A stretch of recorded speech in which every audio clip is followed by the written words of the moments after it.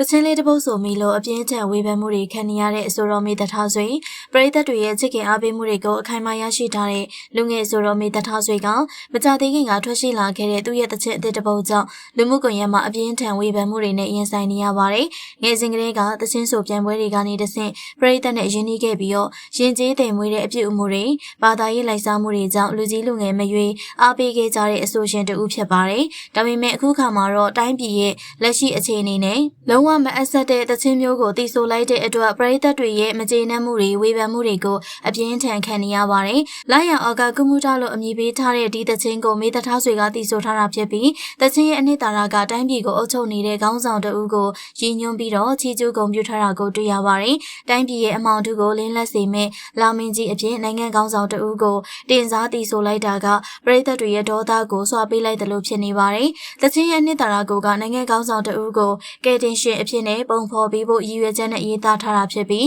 အဆိုတော်မေတ္ထားဆွေအနေနဲ့တချင်းရဲ့နောက်ွယ်ကရည်ရွယ်ချက်နဲ့အကြောင်းအရာကိုကောင်းကောင်းသိရှိပြီးမှတည်ဆိုခဲ့တာလို့ဝေဖန်သူတွေကဆိုကြပါတယ်။တချင်းထဲမှာတိုင်းပြည်ကိုအေးမြတဲ့လာမင်းကြီးကအလင်းရောင်ပေးတယ်ဆိုပြီးလှပတဲ့အနာဂတ်အတွက်တည်ဆောက်ကြမယ်လို့ဖွင့်နေထားပါတယ်။လက်တွေ့မှာတိုင်းပြည်ရဲ့အခြေအနေနဲ့ဆန့်ကျင်နေရကြောင်းပရိသတ်တွေကတော့လက်မခံနိုင်တဲ့သူတွေလည်းရှိနေရပါ။အနုပညာရှင်တယောက်အနေနဲ့မိမိရဲ့ဖန်တီးမှုတွေကပရိသတ်ရဲ့ခံစားချက်ကိုကိုစားပြုတင်တယ်လို့အများစုကတော့မြင်ကြပါတယ်။အခုလိုမျိုးအခြေအနေအဆင်မပြေတဲ့အချိန်မှာအာဏာရှိသူတွေရဲ့ဘုံတော်ပွဲတွေကိုတီးဆိုပေးခြင်းကအနုပညာရှင်တယောက်ရဲ့ဂုဏ်သိက္ခာကိုထိခိုက်စေသလိုပရိသတ်တွေရဲ့ယုံကြည်မှုတွေကိုလည်းအကြီးအကျယ်ပျက်စီးစေတယ်လို့ဝေဖန်နေကြတာပါ။ဝေဖန်သူတွေကတော့အနုပညာရှင်တွေဟာအမြဲတမ်းပြည်သူဘက်ကရည်တည်တဲ့နယ်လို့ထောက်ပြကြပြီးဒီကိစ္စနဲ့ပတ်သက်လို့မေတ္ထားဆွေဘက်ကဘယ်လိုမျိုးတုံ့ပြန်မှုတွေထွက်ပေါ်လာမလဲဆိုတာကိုလူအများကတော့စောင့်ကြည့်နေကြပါတယ်။ကဲပရိသတ်ကြီးတို့ရောဒီကိစ္စနဲ့ပတ်သက်ပြီးတော့ဘယ်လိုမျိုးသဘောထားရှိကြပါသလဲ။အနုပညာရှင်တယောက်ရဲ့လွတ်လပ်စွာဖန်တီးတည်ဆိုခွင့်နဲ့ပတ်သက်ပြီးတော့